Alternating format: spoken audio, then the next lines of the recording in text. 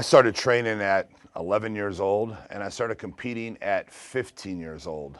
So I started young, and I was on stage at 15 years old, and my first contest I got fourth place. I competed probably 5 or 6 more times, and I was getting second, thirds, and fourths. And I went in another show, and I was expecting to win. My father was driving down 2 hours to watch me compete. He had never seen me compete before.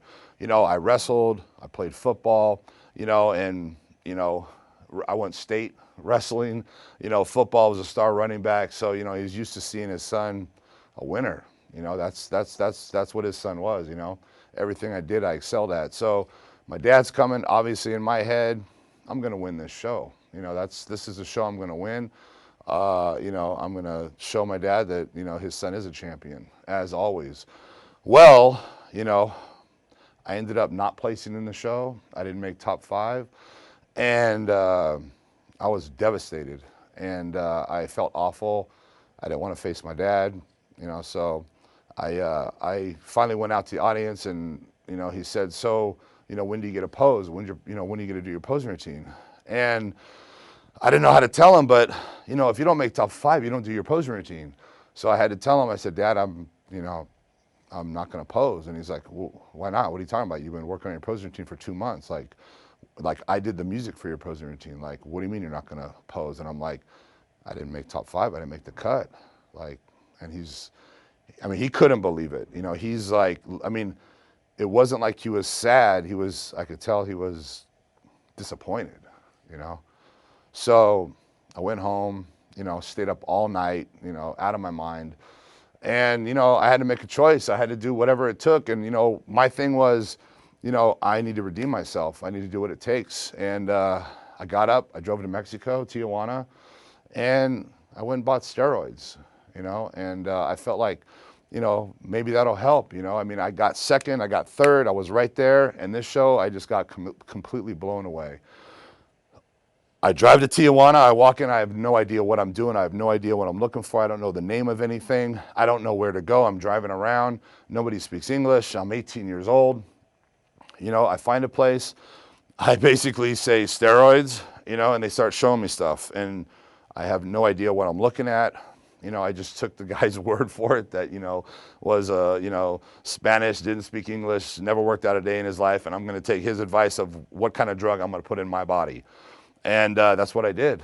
And, here I am smuggling drugs, across the border at 18 years old. I have no idea what I'm doing. It was a spontaneous thing. And I get sent to secondary. And, they start searching my car. And I'm like, okay, now I'm going to go to jail. Like, really? But you know what? At that point, it was like, that's what I need to do. I need to do whatever it takes, and I'm going to do that. And thank God they didn't find it. I made it home and went home, and I'm sitting there looking at a syringe, looking at bottles. I don't know how much to put in. I don't know how to draw it. I don't know how to shoot it. I don't know where to shoot it. We didn't have internet back in those days. We didn't have books. We had no information on steroids whatsoever. So what can I say? I took the needle, I filled it up, and I took a shot. And, I put it in my shoulder. I didn't know where to put it. And the last time I got a shot from the doctor, it was in the shoulder. So, hey, I guess the shoulder's the right place. So, it knotted up. It was sore. It hurt. I was scared. I thought, God, maybe I screwed myself up. I don't know what is going on. I don't know what's going to happen. And, but at that point, it didn't matter. All that mattered is that I'm going to redeem myself, and I'm going to do whatever it takes. And, I have to say that, I was taking a shot 2 or 3 times a week. I didn't know how often I was supposed to do it. I didn't know the protocol. I had no idea. And about 3 months went by, and there was a contest. It was the Southern California Teenage, because I'm a teenager. I'm still 18. And, I went in the show, and I had put on, about 28 pounds of muscle. And I won my class, and I won the overall, and quite easily. I pretty much destroyed the competition. And I don't want to sit here and say steroids is the reason, and steroids is what, made me a champion. But the point of the matter is that I was willing to do whatever it took to win. And, you know, that's the champion's mindset, and that's what I did. And I went on 2 weeks later, and I won the California overall teenage division. And from that point, you know, I was winning shows. And, you know, basically, the last thing I want to do is give steroids credit for what I achieved. But the truth be told, yes, the steroids helped. And yes, the guys that beat me at the other show were taking steroids. They were quite a bit bigger than me. And a champion's mindset is doing, you know, whatever it takes to win. And that was my mindset. And I competed for years, and I continued to win. And I have to say that it got to the point where I didn't give a shit about anything. All I cared about was continuing to win and doing whatever it took, you know. And if I'm talking to my buddy and he's getting ready for a show and he's doing this, and this, and this, guess what? I'm going to do this, and this, and this. You know what I'm saying? Because I got to do whatever it takes to win. And I'm just telling you my mentality. My mentality is I'm either all or nothing. I'm either going to go 100% and do whatever it takes to be a champion, or I'm not even going to try. You know, I'm not going to do anything half-ass, you know, and that basically was my bodybuilding career. And when I was competing, I put everything else on hold. You know, I didn't give a fuck about my job, you know, my girlfriend, my, you know, family, whatever was involved, whatever was going on in my life. All I cared about was that trophy, you know, winning that trophy and being a champion. When I wrestled, all I cared about was winning that match coming up, you know, football, whatever it was, you know, and that's just been my mindset. And I had to get out of bodybuilding. And the reason being is because, you know, I would have fucking killed myself because, you know, there's no stopping me. You know, I'm going to keep doing whatever it takes to win. You know, there ain't no stopping me. You know, if it takes this, fuck it, let's do it. I'm on. You know, and that was just my mindset. I'm not saying that's everyone's mindset. I'm just telling you the truth of my mentality is I don't do shit half-ass. I do it all or nothing. And I was willing to do whatever it took. And, you know, thank God, you know, I stopped competing, you know, because I was killing myself, you know, and I'm not trying to sit here and tell people that I don't take steroids anymore because I'm not a liar. You know, I tell people how it is. I got nothing to hide. There ain't no reason for me to lie about that or hide it or anything. I mean, the way I look at things, if you see a guy driving a Ferrari, I don't really give a fuck how he got the Ferrari. The point is, he has a Ferrari, and you don't. You know what I mean? So, you know, yeah, he did this, he did that. Who cares? He has a Ferrari. He has a Ferrari, and you don't.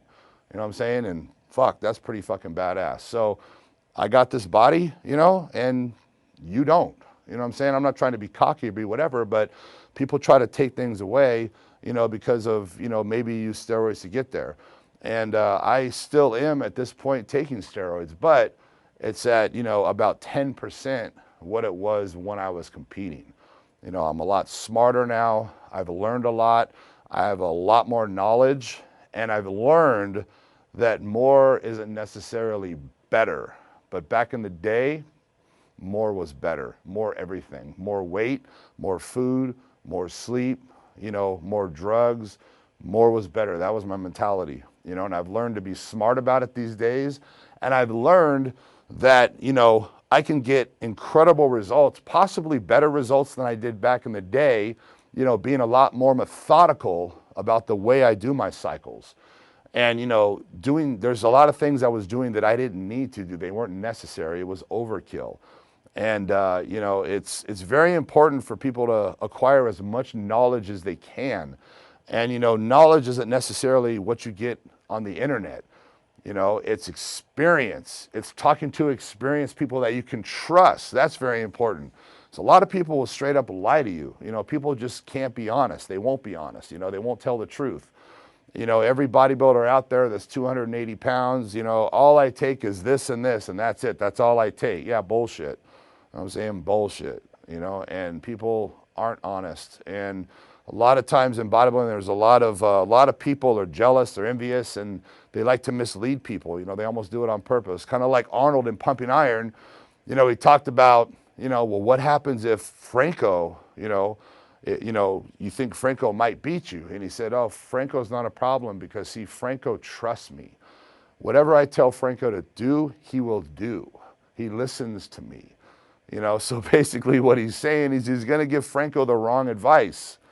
So Franco doesn't do well. So Arnold beats him. Well, a lot of times that's the mentality. You know, if someone that's a threat to you, you might lead them in the wrong direction because they're a threat and you want to stay better. And that's goes on all the time. But if you truly have someone that you trust, has the knowledge, that's the best way to gather knowledge, and also trial and error and experience. You know, a lot of people go on the internet and they read and they just follow whatever they're reading. And, you know, I have to say that a lot of stuff on the internet is not necessarily correct. You know, there's a lot of times, you know, people will say, you know, you got to do this, you got to add a Arimidex, you don't need to add a Arimidex. You know, a Arimidex raises your good cholesterol, lowers your good cholesterol, you know. And there's no reason to take a Arimidex if you don't need it. You know, why take something you don't need? And that's just an example of protocols. You know, they'll tell you to take this is, well, there's some things you don't always need. Not everyone's the same. Everyone's body reacts differently. You know, some people, you know, they don't have a lot of estrogen. You know, the drugs don't cause them to, you know, and therefore you don't need those things. You know, you have to figure out your body, learn what's best for you, and take the minimal amount possible to get the best results. So anyway, that's my story of how I got involved in the whole drug aspects. And, you know, I've acquired a lot of knowledge and I've learned a lot. And I definitely am still taking steroids, but not to the degree I used to. So.